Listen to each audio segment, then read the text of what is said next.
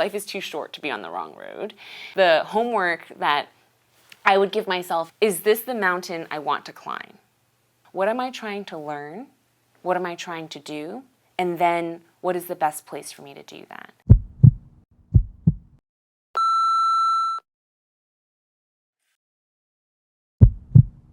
Yeah.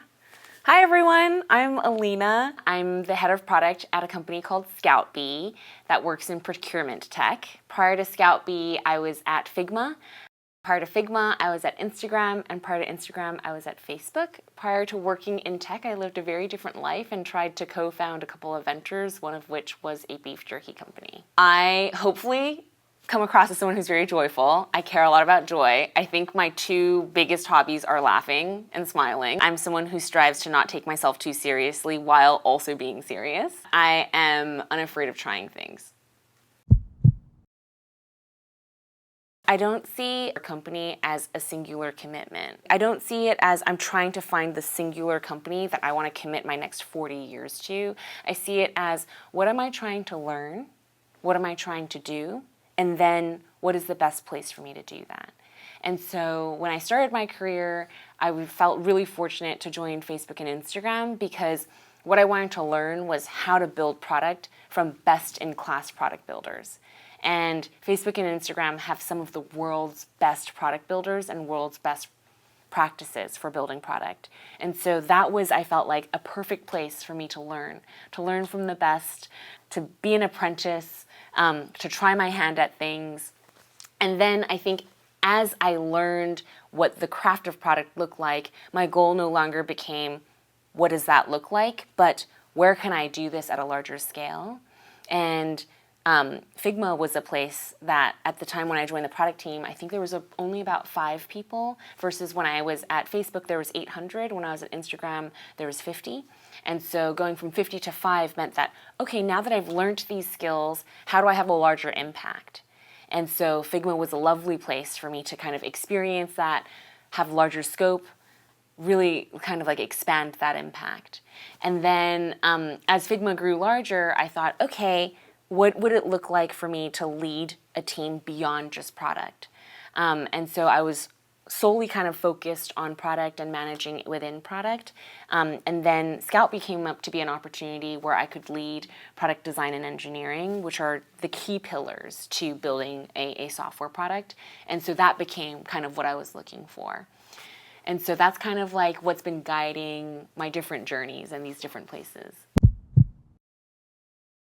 I think those are the two things that drive me most. Just like the craft of building product and building something that's valuable to people, and then also creating clarity, creating a direction, articulating that direction, justifying why we're going in that direction.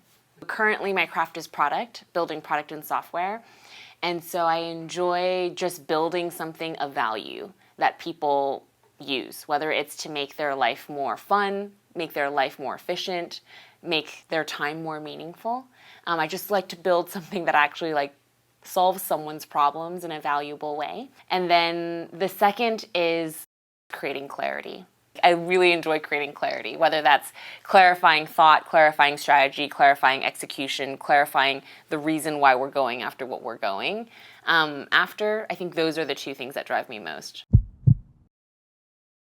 Ultimately, I think what made me feel drawn towards product is you get to work with people that you respect, people that you enjoy, and then you also get to build something. The whole job is to build something of value that people want to use.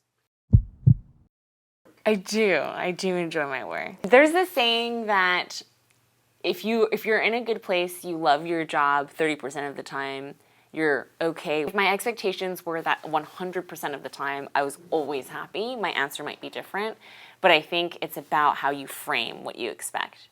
I feel positively about my job 60% of the time, and then there's 30% of the time where I probably have to do things in my job that I don't love. So I have 2 thoughts. 1, is it a reframe? Or 2, is it just not the right job for you? And so the first is, there's always, you can either see the glass half full or half empty. It's the same glass. And so are you just choosing to see the glass half empty? If you are just choosing to see the glass half empty, I think it's on Like, it's on you to figure out how you can choose to see the glass half full if you've decided that this is your glass. Then my second reaction to that is, it's also possible that maybe you're not picking like the right road for you, in which case you should totally pick the right road for you. Life is too short to be on the wrong road. And so I think the homework that I would give myself if I was in that situation is trying to figure out, is this the mountain I want to climb? Am I climbing the right mountain? And then if this is the right mountain that I'm going to climb, climbing a mountain is not always going to be fun, right? But if it's the right mountain, then I'm going to try to figure out how to see it half full. Maybe that's thinking about what it'll look like when I get to the summit. Maybe that's enjoying the process more. Maybe that's making sure that I have the right gear, the right hiking shoes, everything that I need so that I can make the journey enjoyable. But I think work is like climbing a mountain. There's going to be moments of enjoyment. There's going to be moments that are going to be hard.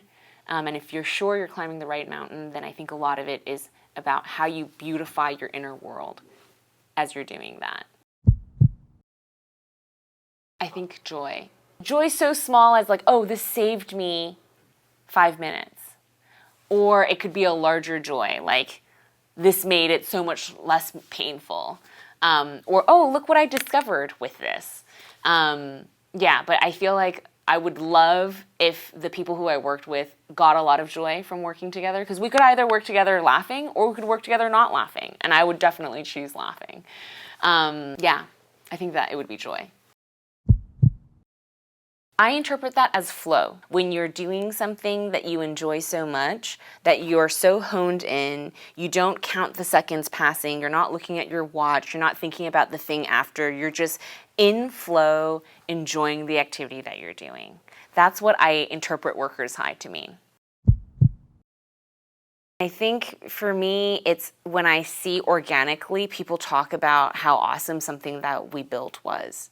So like we launch something on Figma community and then like you just organically see a tweet that's like, oh my God, this is exactly what I was looking for. I've been waiting for this moment. Like one of the things that I worked on was the Apple Figma design files. And so when Apple finally released its official design kit in Figma, so many designers around the world no longer had to like replicate Apple's design kit. And it just saved them so much time. And it's like, oh wow, it's so nice that you organically got value from this and are so happy about it.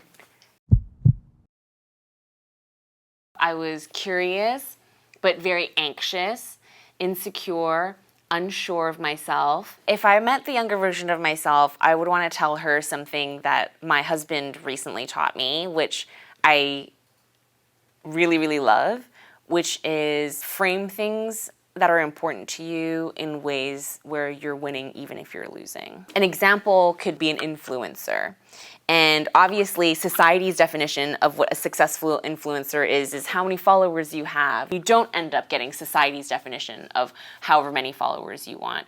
You still might be winning. And the reason why you might be winning is because you realize, one, either that influencing isn't for you, or two, from not winning, you learn how to win. What I'd want to tell my younger self. Forget society and external definitions of what is winning versus what is losing. Look at your life, figure out what you want, and realize that you can win even if you're quote unquote losing in society's definition.